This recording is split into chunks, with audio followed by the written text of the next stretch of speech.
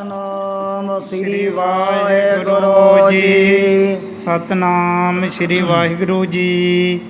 ਬਸਤਰ ਵਿਭੂਖਨ ਵਿਖੇ ਸਮਾਨ।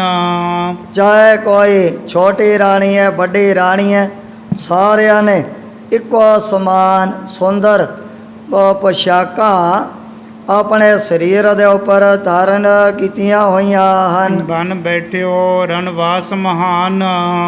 ਰਣਵਾਸ ਦੇ ਵਿੱਚ ਰਾਜੇ ਜੈ ਸਿੰਘ ਨੇ ਪਹਿਲਾਂ ਹੀ ਬੜੀ ਸੋਹਣੀ ਤਿਆਰੀ ਕਰਵਾ ਦਿੱਤੀ ਸੀ। ਸਰਬ ਸਿਰੋਮਨ ਸੁਠ ਪਟਰਾਨੀ। ਜਿਹੜੇ ਰਾਜੇ ਜੈ ਸਿੰਘ ਦੀ ਸਾਰਿਆਂ ਨਾਲੋਂ ਮਹਾਰਾਣੀ ਹੈ, ਜਿਸ ਨੂੰ ਪਟਰਾਣੀ ਵੀ ਕਹਿ ਦਿੰਦੇ ਹਨ। ਮਲਨ ਬੇਸ ਕਰ ਇੱਛਾ ਠਾਨੀ। ਉਸ ਨੇ ਮਨ ਦੇ ਵਿੱਚ ਇੱਛਾ, ਇਹ ਕਾਮਨਾ ਧਾਰਨ ਕੀਤੀ ਹੋਈ ਹੈ, ਪਰ ਪਟਰਾਣੀ ਨੇ ਸਰੀਰ ਦੇ ਉੱਪਰ ਆਪਣੇ ਮੈਲੇ ਕਚੈਲੇ ਫਟੇ ਪੁਰਾਣੇ ਬਸਤਰ ਧਾਰਨ ਕੀਤੇ ਹੋਏ ਸੀ।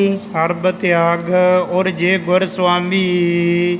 ਪਟਰਾਣੀ ਇਹ ਮਨ ਦੇ ਵਿੱਚ ਫੁਰਨੇ ਕਰ ਰਹੀ ਸੀ ਵੀ ਜੈ ਸਤਿਗੁਰੂ ਜੀ ਸਰਬਾਗਨ ਅੰਤਰ ਜਾਮੀ ਨੇ, ਹਰੇਕ ਦੇ ਹਿਰਦੇ ਦੀ ਵਜਣ ਵਾਲੇ ਹਨ। ਸਭ ਘਟ ਘਟ ਕੇ ਅੰਤਰ ਜਾਮੀ। ਸਤਿਗੁਰੂ ਸੱਚੇ ਪਾਤਸ਼ਾਹ ਜਿਹੜੇ ਗੁਰ ਸਿੱਖ ਪ੍ਰੇਮੀ ਆਪ ਨੂੰ ਇਹਨਾਂ ਵਚਨਾਂ ਦੁਆਰਾ ਸਦਾ ਵਾਸਤੇ ਯਾਦ ਵੀ ਕਰਦੇ ਰਹਿੰਦੇ ਹਨ। ਖਟ ਖਟ ਕੇ ਅੰਤਰ ਕੀ ਜਾਣਤ, ਭਲੇ ਬੁਰੇ ਕੀ ਪੀਰ ਪਛਾਨਤ। ਸਤਿਗੁਰੂ ਜੀ ਤਾਂ ਹਰੇਕ ਦੇ ਹਿਰਦੇ ਦੀ ਆਪਣੇ ਆਪ ਹੀ ਵਜਣ ਵਾਲੇ ਹਨ। ਤੋ ਉਚੰਗ ਮਮ ਬੈਠ ਹੈ ਆਈ। ਪਟਰਾਣੀਏ ਮਨ ਦੇ ਵਿੱਚ ਵਿਚਾਰਾ ਕਰ ਰਹੀ ਹੈ ਵੀ ਜੇਕਰ ਬਾਲਾ ਪ੍ਰੀਤਮ ਜੀ ਤਰਕਾਲ ਦਰਸੀ ਸਰਬਅੰਤਰ ਜਾਮੀ ਨੇ, ਫਿਰ ਆ ਕਰਕੇ ਸਤਿਗੁਰੂ ਜੀ ਨੇ ਮੇਰੀ ਗੋਦ ਵਿੱਚ ਹੀ ਬੈਠ ਜਾਣਾ ਹੈ। ਪਿਖ ਅਜਮਤ ਮੈਂ ਪਰਹੋਂ ਪਾਈ। ਜਦੋਂ ਬਾਲਾ ਪ੍ਰੀਤਮ ਦੀ ਮੈਂ ਸਾਹਮਣੇ ਕਰਮਾਤ ਸ਼ਕਤੀ ਦੇ ਲਈ, ਉਸ ਵਕਤ ਮਹਾਰਾਜ ਦੀ ਚਰਨ ਵੀ ਪਕੜ ਲੈਣੇ ਹਨ। ਕਰੇ ਮਨੋਰਥ ਅਸ ਮਨ ਲੋਨੇ। ਇਹੋ ਜਿਹੇ ਮਨੋਰਥ, ਇਹੋ ਜਿਹੇ ਜਿਹੜੇ ਸੰਕਲਪ ਪਟਰਾਣੀ ਨੇ ਆਪਣੇ ਮਨ ਦੇ ਅੰਦਰ ਧਾਰਨ ਕੀਤੇ ਹੋਏ ਸੀ। ਬਿਨ ਆਸਨ ਬੈਠੀ ਵਿੱਚ ਕੋਨੇ। ਪਟਰਾਣੀ ਨੇ ਕੋਈ ਆਪਣੇ ਥੱਲੇ ਸੋਹਣਾ ਬਸਤਰ ਵੀ ਨਹੀਂ ਵਸਾਇਆ ਹੋਇਆ ਸੀ। ਸ੍ਰੀ ਗੁਰ ਖੇਲਨ ਹੀਤ ਖਿਲਾਉਨੇ। ਮਹਾਰਾਣੀ ਨੇ ਮਹਾਰਾਜ ਦੇ ਖੇਲਣ ਵਾਸਤੇ ਸੋਹਣੇ ਸੋਹਣੇ ਬੇਕੀਮਤੀ ਖਿਡੌਣੇ ਵੀ ਤਿਆਰ ਕਰਵਾਏ ਹੋਏ ਸਨ। ਅਸ ਕਰ ਭਾਈ ਰੱਖੇ ਟਿਗ ਤੌਨੇ। ਇਸ ਨੇ ਪਹਿਲਾਂ ਹੀ 5 ਜਿਹੜੇ ਛੋਟੇ ਜਿਹੇ ਸੋਨੇ ਦੇ ਘੋੜੇ ਤਿਆਰ ਕਰਵਾ ਕਰਕੇ ਆਪਣੇ ਪਾਸ ਰੱਖੇ ਹੋਏ ਸਨ। ਚਾਮੀ ਕਰਕੇ ਪੰਚ ਬਣਾਈ। ਇਸੇ ਤਰ੍ਹਾਂ 5 ਛੋਟੇ ਜਿਹੇ ਘੋੜੇ ਚਾਂਦੀ ਦੇ ਮਹਾਰਾਣੀ ਨੇ ਮਹਾਰਾਜ ਦੇ ਲਈ ਤਿਆਰ ਕਰਵਾਏ ਹੋਏ ਸੀ। ਹੀਰਨ ਮੁਕਤਾ ਬਰਿੰਦ ਜਰਾਈ। ਜਿਨ੍ਹਾਂ ਸੋਨੇ ਔਰ ਚਾਂਦੀ ਦੇ ਨਿੱਕੇ ਨਿੱਕੇ ਘੋੜਿਆਂ ਦੇ ਵਿੱਚ ਹੀਰੇ ਜਵਾਹਰਾਤ ਵੀ ਥਾਂ ਤੇ ਨਿੱਕੇ ਨਿੱਕੇ ਕੱਟ ਕਰਕੇ ਜੜੇ ਹੋਏ ਸੀ। ਪੰਜ ਰਜਤ ਕੀ ਸੁੰਦਰ ਕਰੀ। ਇਸੇ ਤਰ੍ਹਾਂ 5 ਸੋਨੇ ਦੇ 5 ਚਾਂਦੀ ਦੇ ਬੜੇ ਸੋਹਣੇ ਖਿਡੌਣੇ ਨੇ ਆਪਣੇ ਪਹਿਲਾਂ ਹੀ ਤਿਆਰ ਕਰਕੇ ਪਾਸ ਰਖਵਾਏ ਹੋਏ ਸਨ। ਜਨ ਕੋਦਤ ਅਸਬਾਰਨ ਤਰੀ। ਘੋੜਿਆਂ ਦੀ ਬੜੀ ਸੁੰਦਰ ਤਾਈ ਦੇ ਕਰਕੇ ਆਉਣ ਲੱਗਦਾ ਸੀ ਵੀ ਜਿਵੇਂ ਸੱਚੀ ਮੁੱਚੀ ਦੇ ਘੋੜੇ ਧਰਤੀ ਦੇ ਉੱਪਰ ਘੁੰਮਦੇ ਫਿਰਨ। ਇਸੇ ਤਰ੍ਹਾਂ ਦੀ ਬੜੀ ਸੁੰਦਰ ਤਾਈ ਨਿੱਕੇ ਨਿੱਕੇ ਖਿਡੌਣਿਆਂ ਦੀ ਵੀ ਇਹਨਾਂ ਨੇ ਬਣਾਈ ਹੋਈ ਸੀ। ਪੰਜ ਮ੍ਰਿਤਕਾ ਕੀ ਕਰਵਾਈ। 5 ਛੋਟੇ ਜਿਹੇ ਆਕਾਰ ਦੇ ਨੇ ਮਿੱਟੀ ਦੇ ਘੋੜੇ ਬੜੇ ਸੋਹਣੇ ਬਣਵਾਏ ਹੋਏ ਸਨ। ਅਨਕ ਭਾਂਤ ਕੀ ਰੰਗ ਲਗਾਈ। ਇਹਨਾਂ ਖਿਡੌਣਿਆਂ ਦੇ ਉੱਪਰ ਕਈ ਪ੍ਰਕਾਰ ਦੇ ਰੰਗ ਵੀ ਕੀਤੇ ਹੋਏ ਸਨ। ਬਸਤਰਨ ਸਾਥ ਆਛਾਦਨ ਕਰੀ। ਇਹਨਾਂ ਸਾਰੇ ਖਿਡੌਣਿਆਂ ਨੂੰ ਚਾਹੇ ਕੋਈ ਸੋਨੇ ਦਾ ਚਾਂਦੀ ਦਾ ਚਾਹੇ ਮਿੱਟੀ ਦਾ, ਮਹਾਰਾਣੀ ਨੇ ਇਹਨਾਂ ਨੂੰ ਬਸਤਰ ਦੇ ਨਾਲ ਚੰਗੀ ਤਰ੍ਹਾਂ ਉੱਪਰੋਂ ਢਕਿਆ ਹੋਇਆ ਸੀ। ਮਿਲੇ ਦਿਆ ਹਉ ਢਿਗ ਨਿਜ ਧਰੀ। ਵੀ ਜਦੋਂ ਬਾਲਾ ਪ੍ਰੀਤਮ ਨੇ ਚਲਦਿਆਂ ਮੇਰੇ ਪਾਸ ਪਹੁੰਚ ਜਾਣਾ ਹੈ, ਮੈਂ ਸਾਰੇ ਜਿਹੜੇ ਖਿਡੌਣੇ ਸਤਿਗੁਰੂ ਜੀ ਦੇ ਚਰਨਾਂ 'ਚ ਭੇਟਾ ਕਰ ਦੇਣੇ ਹਨ। ਸ੍ਰੀ ਸਤਿਗੁਰ ਜਪ ਕੀਨ ਪਰਵੇਸ਼ੋ। ਜਦੋਂ ਬਲ ਪ੍ਰੀਤਮ ਜੀ ਚਲਦਿਆਂ ਰਾਜੇ ਦੇ ਮਹਿਲਾਂ ਦੇ ਵਿੱਚ ਮੀਰਾ ਵਜ਼ੀਰਾਂ ਦੇ ਸਮੇਤ ਪ੍ਰਵੇਸ਼ ਕਰ ਗਏ ਹਨ। ਸਮੁਖ ਬਿਲੋਚਨ ਕਰੀ ਅਸ਼ੀਸ਼ੋ। ਉਸ ਵਕਤ ਸਾਰਿਆਂ ਦੇ ਜਿਹੜੇ ਨੇਤਰ ਸਤਿਗੁਰੂ ਜੀ ਦੇ ਵੱਲ ਘੁੰਮ ਗਏ ਹਨ। ਇੰਦੀ ਬਰ ਜਾਨਾ ਸੁੰਦਰ ਬਨੀ। ਰਾਜੇ ਜੈ ਸਿੰਘ ਦੇ ਮਹਿਲ ਇਉਂ ਲੱਗ ਰਿਹਾ ਸੀ ਜਿਵੇਂ ਬੀਬੀ ਬੜੀ ਕਿਸੇ ਥਾਂ 'ਤੇ ਗੁਲਾਬ ਦੇ ਫੁੱਲਾਂ ਦੀ ਬਗੀਚੀ ਖੜੀ ਹੁੰਦੀ ਹੈ। ਬਗੀਚਿਆਂ ਦੇ ਵਿੱਚ ਕਿੰਨੇ ਪ੍ਰਕਾਰ ਦੇ ਫੁੱਲ ਵੀ ਲੱਗੇ ਹੁੰਦੇ ਨੇ, ਕੋਈ ਹਰਾ ਹੈ, ਕੋਈ ਲਾਲ ਹੈ, ਕੋਈ ਪੀਲਾ ਹੈ, ਕੋਈ ਚਿੱਟੇ ਰੰਗ ਦਾ।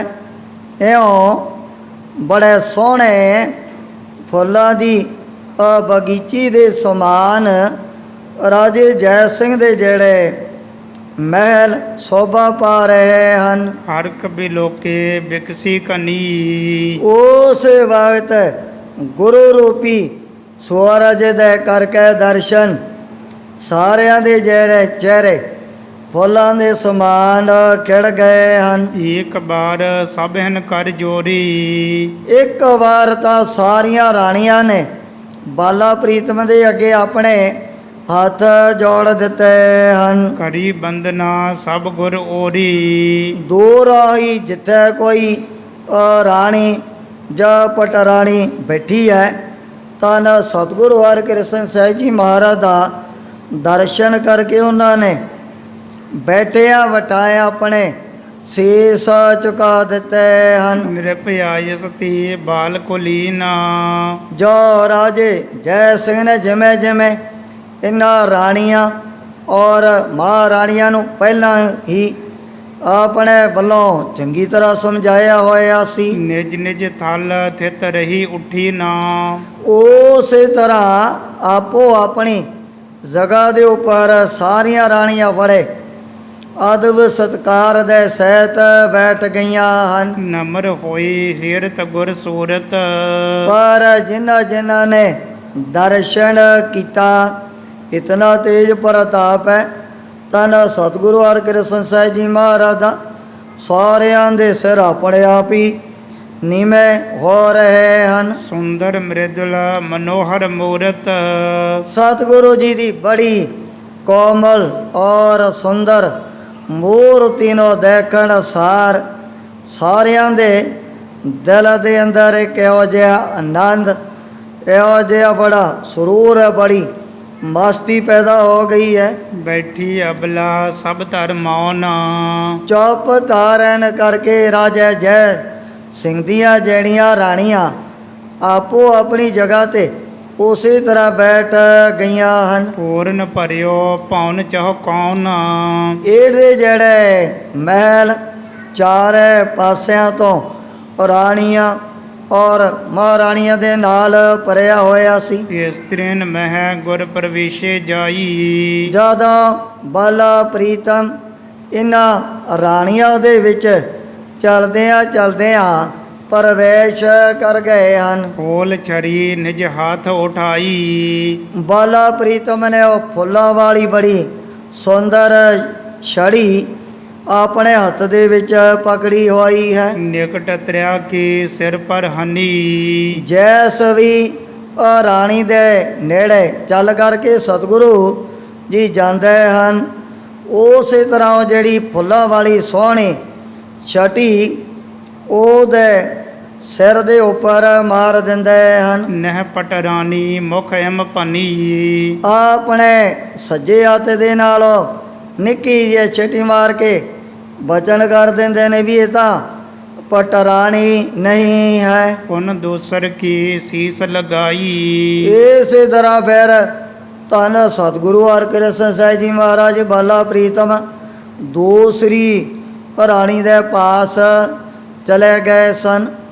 ਨਹਿ ਪੁਨਾ ਤੀਸਰ ਸਿਰ ਲਾਈ। ਇਸੇ ਤਰ੍ਹਾਂ ਫਿਰ ਤੀਸਰੀ ਦੇ ਸਿਰ ਦੇ ਉੱਪਰ ਜਦੋਂ ਬੜੀ ਫੁੱਲਾਂ ਵਾਲੀ ਛੜੀ ਸਤਿਗੁਰੂ ਜੀ ਨੇ ਲਗਾਈ ਸੀ। ਇਸੀ ਰੀਤ ਸਭ ਕੇ ਸਿਰ ਮਾਰੈ। ਇਸੇ ਤਰ੍ਹਾਂ ਸਤਿਗੁਰੂ ਜੀ ਕੱਲੀ ਕੱਲੀ ਰਾਣੀ ਦੇ ਸਿਰ ਦੇ ਉੱਪਰ ਛੁੱਟੀ ਮਾਰ ਕਰਕੇ ਅੱਗੇ ਨੂੰ ਤੁਰੀ ਜਾਂਦੇ ਹਨ। ਨਹਿ ਪਟਰਾਨੀ ਮੁਖੋਂ ਉਚਾਰੈ। ਨਾਲ ਦੀ ਨਾਲੇ ਬਚਨ ਵੀ ਮਹਾਰਾਜ ਕਰੀ ਜਾਂਦੇ ਨੇ ਵੀ ਇਹ ਤਾਂ ਪਟਰਾਣੀ ਨਹੀਂ ਹੈ, ਬਹੁਤ ਸਾਰੀਆਂ ਛੋਟੀਆਂ ਰਾਣੀਆਂ ਨੇ ਇੱਕ ਕਤਾਰ ਦੇ ਵਿੱਚ ਬਿਠਾਈਆਂ ਹੋਈਆਂ ਸਨ। ਸਭਨ ਉਲੰਘਤ ਜਾਤ ਅਗਾਰੀ। ਉਸੇ ਤਰ੍ਹਾਂ ਬਚਨ ਕਰਦਿਆਂ ਅੱਗੇ ਤੋਂ ਅੱਗੇ ਸਤਿਗੁਰੂ ਜੀ ਸਾਰੀਆਂ ਰਾਣੀਆਂ ਨੂੰ ਲੰਘੀ ਜਾਂਦੇ ਹਨ। ਮੁਖ ਤੇ ਕਹੈ ਸੀਸ ਪਰ ਮਾਰੀ। ਜਿਸ ਦੇ ਸਿਰ ਦੇ ਉੱਪਰ ਜਾ ਕਰਕੇ ਛਟੀ ਮਾਰਦੇ ਨੇ, ਨਾਲ ਦੀ ਨਾਲੇ ਬਚਨ ਵੀ ਆਪਣੀ ਰਸਨਾ ਤੋਂ ਕਰ ਦਿੰਦੇ ਸਨ। ਅਬਲਾ ਕਨੀ ਸੰਗਨੀ ਬੈਸੀ।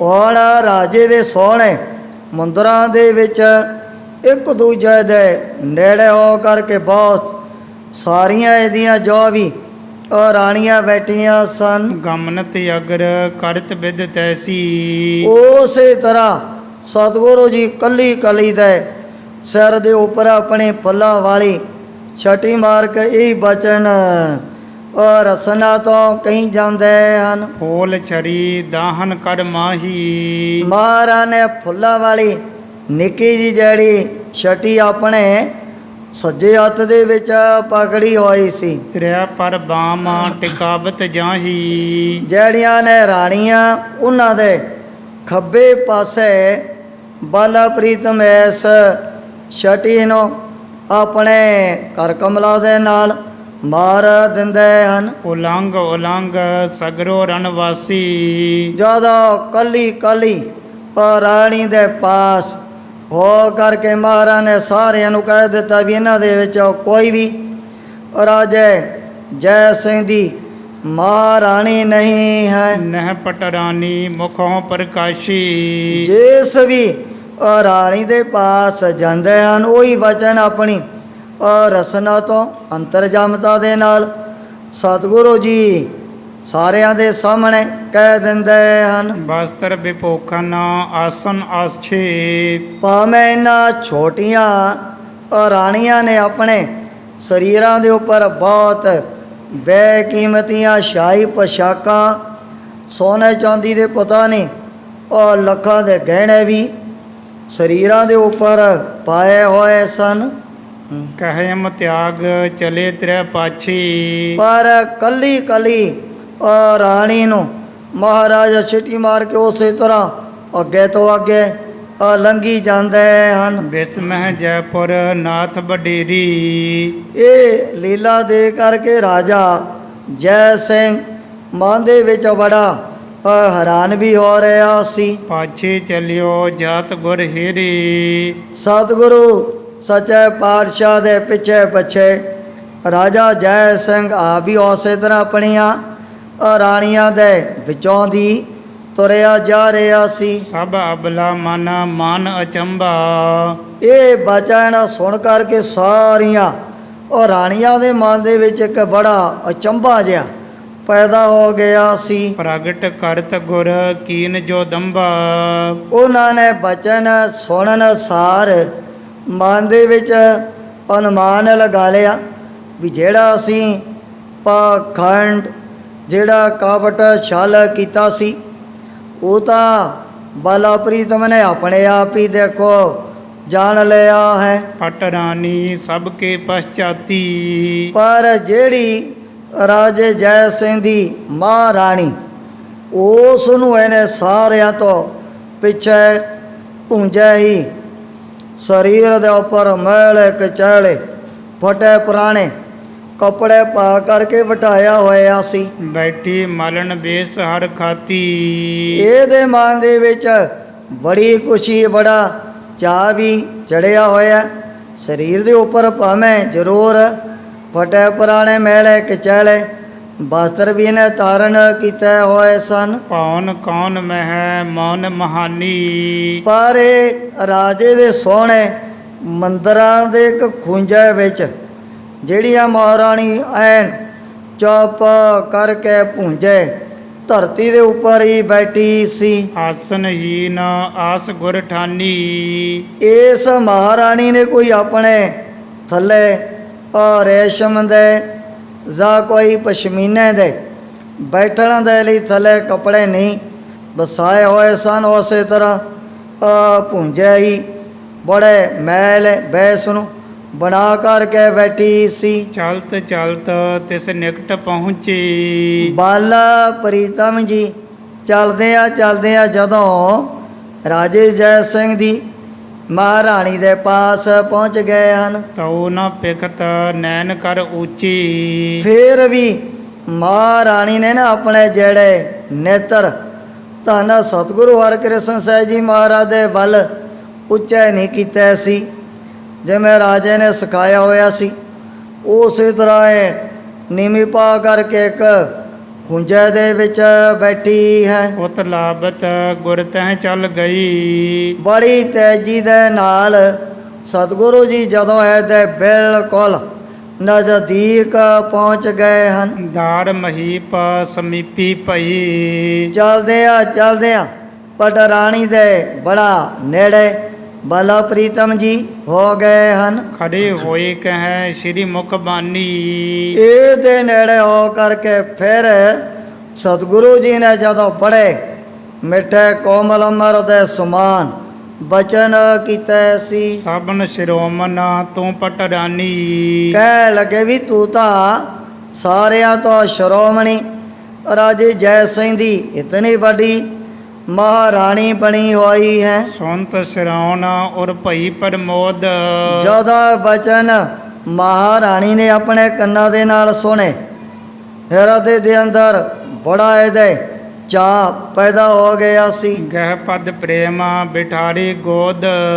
ਉਸੇ ਵਕਤ ਪਹਿਲਾਂ ਇਹਨੇ ਮਹਾਰਾਜ ਦੇ ਚਰਨਾਂ ਤੇ ਆਪਣਾ ਸੀਸ ਰੱਖਿਆ, ਫਿਰ ਫੜ ਕਰਕੇ ਬਾਲਾ ਪ੍ਰੀਤਮ ਨੂੰ ਆਪਣੀ ਗੋਦ ਦੇ ਵਿੱਚ ਬਿਠਾ ਲਿਆ ਸੀ। ਬਿਸਮਤ ਹੋਈ ਅਜਮਤ ਵੱਡ ਜਾਨੀ। ਮਹਾਰਾਣੀ ਨੇ ਹੈਰਾਨ ਹੋ ਕਰਕੇ ਧੰਨ ਸਤਿਗੁਰੂ ਹਰਿਕ੍ਰਿਸ਼ਨ ਸਾਹਿਬ ਜੀ ਮਹਾਰਾਜ ਸੱਚੇ ਪਾਤਸ਼ਾਹ ਦੀ ਬੜੀ ਕਰਾਮਾਤ ਸ਼ਕਤੀ ਦੇ ਲਈ ਹੈ ਵੀ ਬਾਲਾ ਪ੍ਰੀਤਮ ਭਾਵੇਂ ਉਮਰ ਦੇ ਵਿੱਚ ਤਾਂ ਸਾਨੂੰ ਬਹੁਤ ਛੋਟੇ ਜਿਹੇ ਬਾਲਕਿਆਂ ਦੇ ਸਮਾਨ ਹੀ ਲੱਗਦੇ ਹਨ, ਪਰ ਇਹਨਾਂ ਨੇ ਤਾਂ ਸਰ ਭਗਤਾਂ ਦੇ ਨਾਲ ਮੇਰੇ ਮਨ ਦੀ ਆਪਣੇ ਆਪ ਹੀ ਬੁੱਝ ਲਈ ਹੈ। ਸਤਿਗੁਰ ਧੰਨਾ ਬਖਾਨੀ ਬਾਨੀ। ਉਹ ਸਮੇਂ ਮਹਾਰਾਣੀ ਬਾਰ-ਬਾਰ ਬਾਲਾ ਪ੍ਰੀਤਮ ਜੀ ਦੀ ਬੜੀ ਵਡਿਆਈ ਕਰਨ ਲੱਗ ਪਈ ਸੀ। ਸ਼੍ਰੀ ਮੁਖ ਕਹੈ ਤੂੰ ਉੱਤਮ ਧੀਐ। ਸਤਿਗੁਰੂ ਜੀ ਕਹਿ ਲੱਗੇ ਵੀ ਤੇਰਾ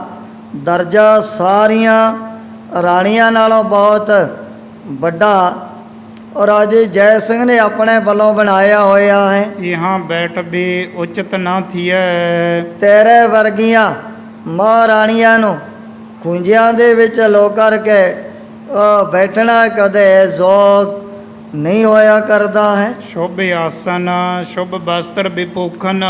ਤੈਨੂੰ ਤਾਂ ਆਪਣੇ ਥੱਲੇ ਰੇਸ਼ਮ ਦੇ ਪਸ਼ਮੀਨੇ ਦੇ ਕੱਪੜੇ ਵਿਛਾਉਣੇ ਬਣਦੇ ਸਨ, ਪਰ ਤੈਂ ਆਪਣੇ ਸਰੀਰ ਦੇ ਉੱਪਰ ਦੇ ਲੈ ਜਿਵੇਂ ਕੰਗਾਲਾਂ ਦੇ ਗਰੀਬਾਂ ਗੁਰਬਿਆਂ ਦੇ ਮੈਲ ਦੇ ਨਾਲ ਭਰੇ ਹੋਏ ਫੁੱਟੇ ਪੁਰਾਣੇ ਕੱਪੜੇ ਪਾਏ ਹੁੰਦੇ ਹਨ। ਇਹੋ ਜਿਹਾ ਬੇਸ ਬਣਾਉਣ ਦੀ ਤੈਨੂੰ ਕੀ ਹੈ ਲੋੜ ਪੈ ਗਈ ਹੈ। ਧਰਬੀ ਜੋਗ ਸਦੀਬ ਅਦੁਖਨ। ਤੋ ਤੇਰੇ ਵਰਗੀਆਂ ਮਹਾਰਾਣੀਆਂ ਤਾਂ ਸੋਹਣੇ ਸੋਹਣੇ ਕੱਪੜੇ ਆਪਣੇ ਸਰੀਰ ਦੇ ਉੱਪਰ ਪਾ ਕਰਕੇ ਰੱਖਿਆ ਕਰਦੀਆਂ ਹਨ। ਮਹਾਰਾਜ ਕੀ ਤੂੰ ਪਟਰਾਨੀ। ਸਤਿਗੁਰੂ ਹਰਿਕ੍ਰਿਸ਼ਨ ਸਾਹਿਬ ਜੀ ਮਹਾਰਾਜ ਕਹਿਣ ਲੱਗੇ ਵੀ ਤੂੰ ਤਾਂ ਰਾਜੇ ਜੈ ਸਿੰਘ ਦੀ ਮਹਾਰਾਣੀ ਬਣੀ ਹੋਈ ਹੈ। ਕਹਾਂ ਕਪਟ ਕਰਬੇ ਵਿਦ ਠਾਨੀ। ਇਹੋ ਜਿਹਾ ਕਪਟ ਛਲ ਕਰਨ ਦੀ ਵਿਧੀ ਢੰਗ ਤਰੀਕਾ ਹੈ ਤੈਨੂੰ ਉਹ ਕਿਸ ਨੇ ਸਿਖਾ ਦਿੱਤਾ ਹੈ। ਉਠ ਕਰ ਸ਼ੁਭ ਆਸਨ ਥਿਤ ਹੂਜੀ। ਸਤਿਗੁਰੂ ਜੀ ਕਹਿਣ ਲੱਗੇ ਵੀ ਉੱਠ ਚੰਗੇ ਸੋਹਣੇ ਆਸਣ ਤੇ ਬੈਠਣਾ ਕਰ। ਇਹੋ ਜਿਹੇ ਆ ਗਰੀਬਾਂ ਗੁਰਬਿਆਂ ਵਾਲੇ ਕੱਪੜੇ ਨਹੀਂ ਕਦੇ ਸਰੀਰ ਤੇ ਨਹੀਂ ਪਾਈਂਦੇ ਹਨ। ਗੁਰ ਸੰਤਨ ਸੋ ਨਹਿ ਛਲ ਪੂਜੀ। ਸਤਿਗੁਰੂ ਜੀ ਕਹਿਣ ਲੱਗੇ ਗੁਰੂ ਅਵਤਾਰਾਂ ਦੇ ਨਾਲ ਇਹੋ ਜਿਹੇ ਜਿਹੜੇ ਛਲ ਕਪਟ ਕਦੇ ਵੀ ਪੁੱਗਿਆ ਨਹੀਂ ਕਰਦੇ ਹਨ। ਇਸ ਕੋ ਫਲ ਤੁਮ ਕੋ ਹੋਏ ਬੁਰੋ। ਜਿਹੜਾ ਇਹੋ ਜਿਹਾ ਕਪਟ ਛਲ ਤੁਸੀਂ ਇਹ ਮਨ ਦੇ ਵਿੱਚ ਧਾਰਨ ਕੀਤਾ ਹੈ, ਇਹਦਾ ਬੜਾ ਬੁਰਾ ਫਲ ਵੀ ਤੁਹਾਨੂੰ ਭੁਗਤਣਾ ਹੀ ਪਵੇਗਾ। ਸੁਖਦ ਸੰਤਤੀ ਸੋ ਨਹਿ ਭਰੋ। ਤੁਹਾਨੂੰ ਆਉਣ ਵਾਲੇ ਸਮੇਂ ਦੇ ਵਿੱਚ ਕਦੇ ਜਿਹੜੀ ਸੰਤਾਨ ਹੈ ਔਲਾਦ ਹੈ ਉਹਦਾ ਸੁੱਖ ਦੇਖਣਾ ਨਹੀਂ ਪ੍ਰਾਪਤ ਹੋਣਾ ਹੈ। ਹਸ ਕਹਿਤਿਓ ਮਹਿਕੀ ਕਰ ਜੋਰੀ। ਜਦੋਂ ਇਹ ਬਚਨ ਸਤਿਗੁਰੂ ਜੀ ਨੇ ਆਪਣੀ ਰਸਨਾ ਤੋਂ ਕਰਤੇ ਸੁਣਨ ਅਨੁਸਾਰ ਸਾਰੀਆਂ ਰਾਣੀਆਂ ਨੇ ਆਪਣੇ ਹੱਥ ਜੋੜ ਲਏ ਹਨ। ਧਰੀ ਭੇਟ ਖੇਲਣ ਗਨ ਕੋਰੀ। ਜਿਹੜੇ ਨੇ ਸੋਨੇ ਦੇ ਚਾਂਦੀ ਦੇ ਮਿੱਟੀ ਦੇ ਪਹਿਲਾਂ ਹੀ ਨਿੱਕੇ ਨਿੱਕੇ ਘੋੜਿਆਂ ਦੇ ਜਿਹੜੇ ਖਿਡੌਣੇ ਆਪਣੇ ਪਾਸ ਰੱਖੇ ਹੋਏ ਸੀ। ਤੁਮ ਨਿਤ ਰੁਚ ਕਰ ਇਨ ਸੋ ਖੇਲਤ। ਪਟ ਰਾਣੀ ਕਹਿ ਲੱਗੀ ਗਰੀਬਨ ਵਾ ਸੱਚੇ ਪਾਤਸ਼ਾਹ ਆ ਇਹੋ ਜਿਹੇ ਖਿਡੌਣਿਆਂ ਦੇ ਨਾਲ ਵੀ ਸਦਾ ਵਾਸਤੇ ਪਰਚਦੇ ਰਹਿੰਦੇ ਹੋ। ਚਾਰ ਵਿਪੂਖਨ ਹਿਤ ਕਰ ਮੇਲਤ। ਇਸੇ ਕਰਕੇ ਮੈਂ ਆਪ ਦੇ ਲਈ ਸੋਨੇ ਦੇ ਚਾਂਦੀ ਦੇ ਮਿੱਟੀ ਦੇ ਕਈ ਖਿਡੌਣੇ ਪਹਿਲਾਂ ਹੀ ਤਿਆਰ ਕਰਵਾ ਕਰਕੇ ਰੱਖੇ ਹੋਏ ਹਨ। ਪੰਕਤ ਕਰੋ ਖਰੀ ਇੱਕ ਸਾਰ। ਜ਼ਿਆਦਾ ਮਹਾਰਾਣੀ ਨੇ ਇਹਨਾਂ ਘੋੜਿਆਂ ਦੀ ਜਿਹੜੀ ਪੰਗਤ ਮਹਾਰਾਜ ਦੇ ਸਾਹਮਣੇ ਖੜੀ ਕਰ ਦਿੱਤੀ ਸੀ। ਪਰਚਤ ਰਹੋ ਹਿਰਤ ਬਹੁ ਬਾਰ। ਸੱਚੇ ਪਾਤਸ਼ਾਹ ਵੀ ਆਪ ਦੀ ਅਜੇ ਅਵਸਥਾ ਹੈ ਬਾਲਕਿਆਂ ਦੇ ਸਮਾਨ। ਜਿਹੜੇ ਬੱਚੇ ਉਹ ਖਿਡੌਣਿਆਂ ਨੂੰ ਹੀ ਸਦਾ ਵਾਸਤੇ ਪਸੰਦ ਕਰਿਆ ਕਰਦੇ ਹਨ। ਮੈਂ ਸੁਣ ਕੇ ਇਸ ਰੀਤ ਸੁਭਾਵ। ਆਪ ਦਾ ਸੁਭਾਅ ਆਪ ਦੀ ਜਦੋਂ ਰਹਿ ਰੀਤੀ ਮੈਂ ਸੰਗਤਾਂ ਦੇ ਪਾਸੋਂ ਸੁਣਨੀ ਕੀਤੀ ਹੈ। ਖੇਤ ਆਪ ਕੀ ਇਹ ਕਰਵਾਵ। ਆਪ ਦੀ ਭੇਟਾ ਕਰਨ ਵਾਸਤੇ ਮੈਂ ਪਹਿਲਾਂ ਹੀ ਇਹੋ ਜਿਹੇ ਸੋਨੇ ਦੇ ਚਾਂਦੀ ਦੇ ਮਿੱਟੀ ਦੇ ਕਈ ਨਿੱਕੇ ਨਿੱਕੇ ਜਿਹੜੇ ਘੋੜੇ ਤਿਆਰ ਕਰਵਾਏ ਸਨ। ਸੋ ਪ੍ਰਸੰਨ ਹੋਏ ਕਰੁਣਾ ਕਰੀਏ ਹੈ। ਸੱਚੇ ਪਾਤਸ਼ਾਹ ਮੇਰੀ ਭੇਟਾ ਪ੍ਰਵਾਨ ਕਰਦਿਆਂ ਹੋਇਆਂ ਸਾਡੇ ਉੱਪਰ ਆਪਣੇ ਕਿਰਪਾ ਰਹਿਮਤ ਵੀ ਕਰਨੀ ਹੈ। ਸੁਖਦਾਈ ਮੁਖ ਬਾਕ ਉਚਰੀਏ ਹੈ। ਇਹ ਦਿਨਾਂ ਦੇ ਦੁੱਖਾਂ ਨੂੰ ਕੱਟਣ ਵਾਲੇ ਸੱਚੇ ਪਾਤਸ਼ਾਹ ਕੋਈ ਸੁੱਖਾਂ ਦੇ ਨਾਲ ਭਰੇ ਹੋਏ ਬਚਨ ਉਚਾਰਨ ਕਰੋ। ਪਹਿਲਾਂ ਜੋ ਆਪਨੇ ਹੋ ਜੇ ਬਚਨ ਰਸਨਾ ਤੋਂ ਕਹਿ ਦਿੱਤੇ ਹਨ ਵੀ ਤੁਹਾਨੂੰ ਔਲਾਦ ਦਾ ਸੰਤਾਨ ਦਾ ਕਦੇ ਵੀ ਹੈ ਸੁੱਖ ਨਹੀਂ ਪ੍ਰਾਪਤ ਹੋਣਾ ਹੈ। ਸੁਨ ਮਹਿਕੀ ਤੇ ਗੁਰੂ ਨਾ ਬੋਲੀ। ਸੁਣ ਕਰਕੇ ਮਹਾਰਾਣੀ ਤੋਂ ਤਨ ਸਤਿਗੁਰੂ ਹਰਿਕ੍ਰਿਸ਼ਨ ਸਾਹਿਬ ਜੀ ਮਹਾਰਾਜ ਨੇ ਕੋਈ ਬਚਨ ਨਹੀਂ ਕੀਤਾ ਸੀ। ਜੈਪੁਰ ਨਾਥ ਤਬੈ ਉਰ ਹੌਲੀ। ਸੁਣ ਕਰਕੇ ਰਾਜੇ ਜੈ ਸਿੰਘ ਦੇ ਹਿਰਦੇ ਦੇ ਅੰਦਰ ਦਾ ਬੜੇ ਬੜੇ ਹੌਲ ਪੈਣ ਲੱਗ ਪਏ ਵੀ ਮਹਾਰਾਜ ਨੇ ਨਾਰਾਜ਼ ਹੋ ਕਰਕੇ ਮੈਨੂੰ ਕਿਹਾ ਜਾਏ ਬਚਨ ਰਸਨਾ ਤੋਂ ਕਹਿ ਦਿੱਤੇ ਹਨ ਵੀ ਤੁਸੀਂ ਸੁਖਦਾਈ ਸੰਤਾਨ ਔਲਾਦ ਦੇ ਨਾਲ ਕਦੇ ਵੀ ਆਉਣ ਵਾਲੇ ਸਮੇਂ ਦੇ ਵਿੱਚ ਨਹੀਂ ਫਲਣਾ ਹੈ। ਸਹਿਜ ਸੁਭਾਇਕ ਜਿਮ ਇਹ ਕਹੈ। ਰਾਜੇ ਜੈ ਸਿੰਘ ਨੇ ਸੋਚਿਆ ਵੀ ਜਿਹੜਾ ਬਚਨ ਭਾਵੇਂ ਸੁਤੇ ਸਿੱਧ ਸਤਿਗੁਰੂ ਜੀ ਦੀ ਰਸਨਾ ਤੋਂ ਨਾ ਇਹ ਨਿਕਲ ਜਾਂਦਾ ਹੈ। ਸੋ ਸਭ ਹੋਏ ਨਿਫਲ ਨਹਿ ਰਹੈ। ਸਤਿਗੁਰੂ ਜੀ ਦੇ ਕੀਤੇ ਹੋਏ ਬਚਨ ਤਾਂ ਸਦਾ ਵਾਸਤੇ ਪੂਰਾ ਹੀ ਹੋਇਆ ਕਰਦੇ ਹਨ। ਸੰਤਦ ਸੁਖਦ ਨਾ ਹੋਏ ਤਿਹਾਰੀ। ਜਿਹੜੇ ਬਚਨ ਕਹਿ ਦਿੱਤੇ ਨੇ ਆਪਣੇ ਸੁੰਦਰ ਨੂਰਾਨੀ ਚਿਹਰੇ ਤੋਂ ਵੀ ਤੁਹਾਡੇ ਘਰ ਦੇ ਵਿੱਚ ਕੋਈ ਸੁੱਖਾਂ ਨੂੰ ਦੇਣ ਵਾਲੀ ਔਲਾਦ ਸੰਤਾਨ ਨਹੀਂ ਪੈਦਾ ਹੋਣੀ ਹੈ। ਕੁਛ ਕੋਪ ਤੇ ਕੀਨ ਉਚਾਰੀ। ਰਾਜਾ ਜੈ ਸਿੰਘ ਵੀ ਸਮਝ ਗਿਆ, ਬੜਾ ਹੈ ਸਿਆਣਾ ਹੈ, ਬੁੱਧੀਮਾਨ ਹੈ, ਵੀ ਬਾਲਾ ਪ੍ਰੀਤਮ ਨੇ ਜਿਹੜੇ ਬਚਨ ਥੋੜੇ ਜਿਹੇ ਨਾਰਾਜ਼ਗੀ ਨੂੰ ਮਨ ਦੇ ਵਿੱਚ ਧਾਰਨ ਕਰਦਿਆਂ ਹੋਏ ਆਪਣੀ ਰਸਨਾ ਤੋਂ ਕੀਤੇ ਨੇ। ਬਿਨੈ ਭਨੋ ਅਬ ਬਖਸ਼ਹਿ ਮੋਹੀ। ਸੋਚਿਆ ਵੀ ਹੁਣ ਤਾਂ ਟਾਈਮ ਹੈ, ਮੈਂ ਬੇਨਤੀ ਕਰਕੇ ਸਤਿਗੁਰੂ ਜੀ ਦੇ ਚਰਨਾਂ 'ਚ ਹੋਏ ਬਚਨ ਬਖਸ਼ਾ ਲਵਾਂ ਤਾਂ ਚੰਗਾ ਹੈ, ਨਹੀਂ ਤਾਂ ਫਿਰ ਸਤਿਗੁਰੂ ਜੀ ਦੇ ਕੀਤੇ ਹੋਏ ਬਚਨ ਨੇ ਤਿੰਨਾਂ ਕਾਲਾਂ ਦੇ ਵਿੱਚ ਸਦਾ ਵਾਸਤੇ ਸੱਚੇ ਹੀ ਹੋਇਆ ਕਰਦੇ ਹਨ। ਜਿਸ ਤੇ ਡਰਤ ਭਈ ਗਤ ਉਹੀ। ਰਾਜਾ ਜੈ ਸਿੰਘ ਬੜੀਆਂ ਸੋਚਾਂ ਦੇ ਵਿੱਚ ਪੈ ਗਿਆ ਵੀ ਜਿਹੜੀ ਗੱਲ ਤੋਂ ਮੈਂ ਪਹਿਲਾਂ ਹੀ ਆਪਣੇ ਮਨ ਦੇ ਵਿੱਚ ਬੜਾ ਡਰਦਾ ਸੀ, ਇਹ ਤਾਂ ਉਹੀ ਮੇਰੇ ਨਾਲ ਗੱਲ ਹੋ ਗਈ ਹੈ। ਹਾਥ ਜੋੜ ਭੋਪਤ ਕਹਿ ਤਬੈ। ਉਸ ਵਕਤ ਉਹ ਰਾਜਾ ਜੈ ਸਿੰਘ ਦੋਵੇਂ ਹੱਥ ਜੋੜ ਕਰਕੇ ਮਹਾਰਾਜ ਦੇ ਅੱਗੇ ਬਾਰ-ਬਾਰ ਲੇਲੜੀਆਂ ਕੱਢਣ ਲੱਗ ਪਿਆ ਸੀ।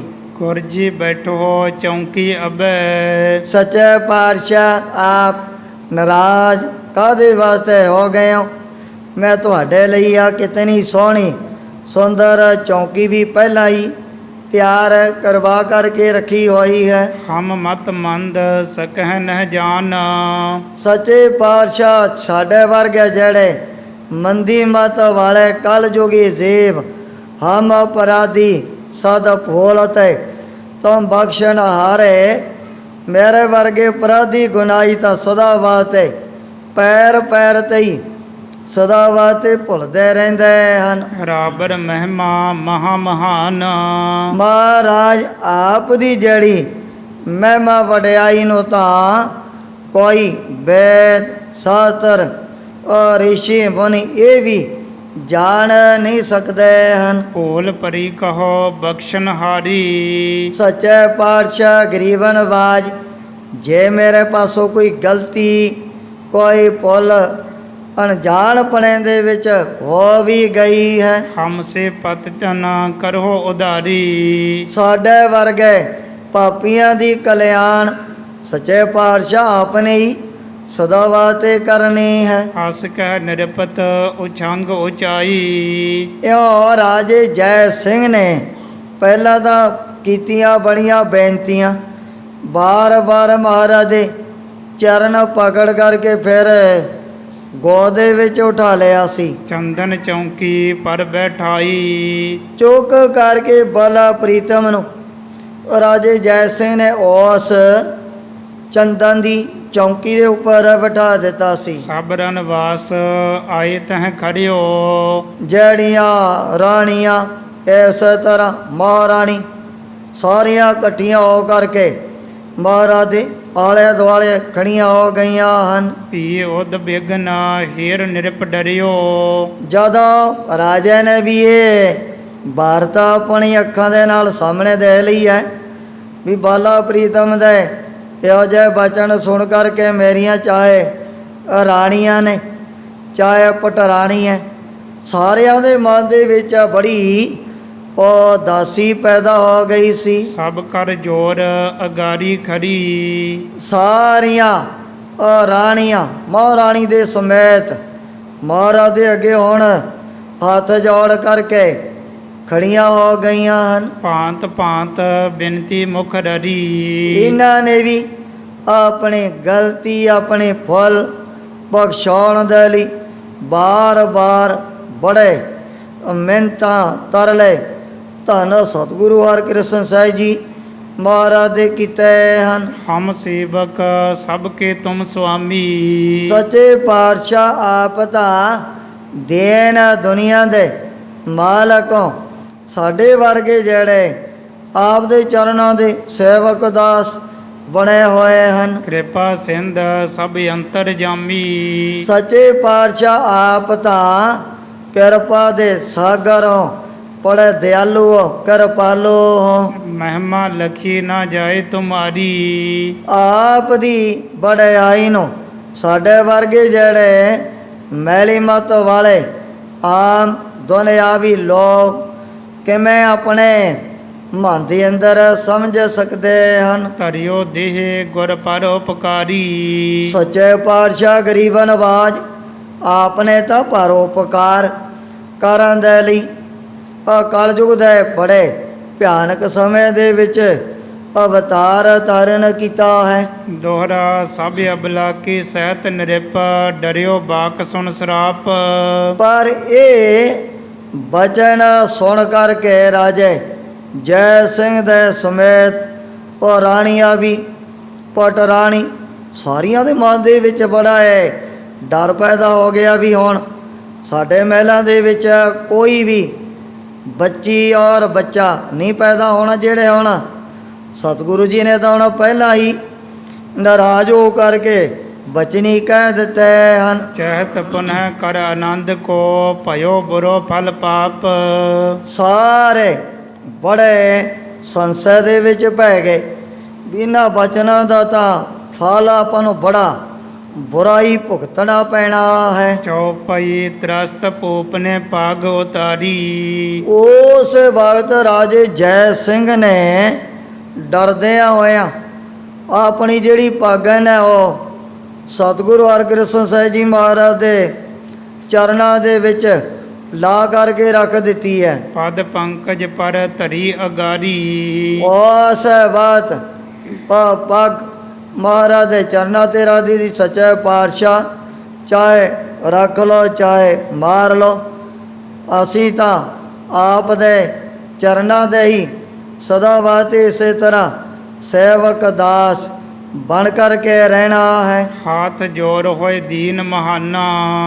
ਰਾਜਾ ਜੈ ਸਿੰਘ ਦੋਵੇਂ ਹੱਥ ਜੋੜ ਕਰਕੇ ਬੜੀਆਂ ਬਾਰ-ਬਾਰ ਫਿਰ ਉਸੇ ਤਰ੍ਹਾਂ ਮਹਾਰਾਜ ਦੇ ਅੱਗੇ ਬੇਨਤੀਆਂ ਔਰ ਅਰਦਾਸਾਂ ਕਰਨ ਲੱਗ ਪਿਆ ਸੀ। ਗੁਰ ਪ੍ਰਸੰਨ ਹਿਤ ਬਾਕ ਬਖਾਨਾ। ਧੰਨ ਸਤਿਗੁਰੂ ਹਰਿਕ੍ਰਿਸ਼ਨ ਸਾਹਿਬ ਜੀ ਮਹਾਰਾਜ ਸੱਚੇ ਪਾਤਸ਼ਾਹ ਨੂੰ ਪ੍ਰਸੰਨ ਕਰਨ ਦੇ ਲਈ ਬੜੇ ਹੋ ਜੇ ਨਿਮਰਤਾ ਔਰ ਗਰੀਬੀ ਦੇ ਨਾਲ ਭਰੇ ਹੋਏ ਬਚਨ ਰਾਜਾ ਜੈ ਸਿੰਘ ਵੀ ਆਪਣੇ ਵੱਲੋਂ ਕਰਨ ਲੱਗ ਪਿਆ ਸੀ। ਵੱਡਿਆਂ ਕੀ ਇਹ ਵੱਡ ਵਡਿਆਈ। ਕਹਿ ਲੱਗਿਆ ਸੱਚੇ ਪਾਤਸ਼ਾਹ ਗੁਰੂ ਔਰ ਅਵਤਾਰਾਂ ਦੀ ਇਹ ਬਹੁਤ ਇੱਕ ਵੱਡੀ ਜਿਹੜੀ ਵਡਿਆਈ ਉਹਨਾਂ ਦੇ ਮਨ ਦੇ ਅੰਦਰ ਬੜਾ ਇੱਕ ਧੀਰਜ ਹੋਇਆ ਕਰਦਾ ਹੈ। ਬਖਸ਼ਹਿ ਦਾਸ ਭੋਲ ਜੇ ਜਾਈ। ਜੈ ਕਰ ਕਿਤੇ ਸੇਵਕ ਦਾਸ ਭੁੱਲ ਵੀ ਜਾਂਦੇ ਹਨ। ਅਗਰ ਕਿਤੇ ਵੱਡੀਆਂ ਵੱਡੀਆਂ ਗਲਤੀਆਂ ਜਗਿਆਸੂਆਂ ਦੇ ਪਾਸੋਂ ਹੋ ਵੀ ਜਾਂਦੀਆਂ ਹਨ। ਏਕ ਬਾਰ ਜੇ ਆਪਣੋ ਕਰਹੀ। ਪਰ ਜਿਨ੍ਹਾਂ ਸੇਵਕਾਂ ਦਾਸਾਂ ਨੂੰ ਇੱਕ ਵਾਰੀ ਆਪਣੇ ਸਦਾ ਵਾਸਤੇ ਬਣਾ ਲਿਆ ਸੀ। ਨਹਿ ਅਬਗੁਨਾ ਤਿਨ ਕੇਰ ਨਿਹਰਹੀ। ਸੱਚੇ ਪਾਤਸ਼ਾਹ ਗੁਰੂ ਪੀਰ ਮਹਾਂਪੁਰਖ ਰੱਬ ਦੇ ਪਿਆਰੇ ਉਹ ਫਿਰ ਆਪਣੇ ਸੇਵਕਾਂ ਦਾਸਾਂ ਦੇ ਵੱਡੇ ਵੱਡੇ ਗੁਨਾਹਾਂ ਨੂੰ ਕਦੇ ਵੀ ਨਹੀਂ ਤੱਕਿਆ ਕਰਦੇ ਹਨ, ਜਿਨ੍ਹਾਂ ਨੂੰ ਵੀ ਇੱਕ ਵਾਰੀ ਉਹਨਾਂ ਨੇ ਆਪਣੇ ਬਣਾ ਲਿਆ ਹੈ। ਸਾਗਰ ਨੇ ਬੜਬਾ ਨਲ ਧਾਰੀ। ਰਾਜੇ ਜੈ ਸਿੰਘ ਨੇ ਇੱਕ ਬੜੀ ਬਹੁਤ ਵੱਡੀ ਮਿਸਾਲ ਵੀ ਮਹਾਰਾਜ ਦੇ ਅੱਗੇ ਬੇਨਤੀ ਦੇ ਰੂਪ ਦੇ ਵਿੱਚ ਰੱਖੀ। ਸੱਚੇ ਪਾਤਸ਼ਾਹ ਵੀ ਦੇਖੋ ਕਿਤਨਾ ਵੱਡਾ ਉਹ ਸਮੁੰਦਰ ਉਹਨੇ ਬੜਬਾ ਅਗਨ ਨੂੰ ਆਪਣੇ ਅੰਦਰ ਉਸੇ ਤਰ੍ਹਾਂ ਹੀ ਸਦਾ ਵਾਸਤੇ ਰੱਖਿਆ ਹੋਇਆ ਹੈ। ਜਲ ਨਸ ਹੈ ਤਜ ਨਹੀਂ ਨਿਕਾਰੀ। ਭਾਵੇਂ ਜਿਹੜੀ ਉਹ ਬੜਵਾ ਅਗਨ ਸਾਗਰ ਦੇ ਪਾਣੀ ਨੂੰ ਸਦਾ ਵਾਸਤੇ ਸਾੜਦੀ ਰਹਿੰਦੀ ਹੈ। ਕਹਿੰਦੇ ਜੇ ਕਿਤੇ ਉਹ ਬੜਵਾ ਅਗਨ ਸਮੁੰਦਰਾਂ ਦੇ ਵਿੱਚ ਨਾ ਹੋਵੇ ਫਿਰ ਤਾਂ ਪਾਣੀ ਦੇ ਵਿੱਚ ਸਾਰੀ ਧਰਤੀ ਡੁੱਬ ਜਾਏਗੀ। ਪਰ ਉਸ ਅਗਨ ਨੂੰ ਸਮੁੰਦਰ ਨੇ ਆਪਣੇ ਵਿੱਚੋਂ ਕਦੇ ਬਾਹਰ ਨਹੀਂ ਕੱਢਿਆ। ਸਾਗਰ ਆਪਣੇ ਅੰਦਰ ਹੀ ਉਸੇ ਤਰ੍ਹਾਂ ਉਹਨੂੰ ਧਾਰਨ ਕਰਕੇ ਰੱਖਦਾ ਹੈ। ਚੰਦਰ ਮੌਲ ਨੇ ਚੰਦਰ ਧਰਿਓ ਸਿਰ। ਇਸੇ ਤਰ੍ਹਾਂ ਸ਼ਿਵ ਜੀ ਭਗਵਾਨ ਨੇ ਜਿਹੜਾ ਚੰਦਰਮਾ ਭਾਵੇਂ ਕਲੰਕ ਦੇ ਸਹਿਤ ਹੋ ਗਿਆ, ਉਹਨੂੰ ਵੀ ਉਸੇ ਤਰ੍ਹਾਂ ਆਪਣੇ ਮੱਥੇ ਦੇ ਉੱਪਰ ਧਾਰਨ ਕਰਕੇ ਰੱਖਦੇ ਹਨ। ਸਹਿਤ ਕਲੰਕ ਨਾ ਕੀਨਸ ਪਰ ਹਰ।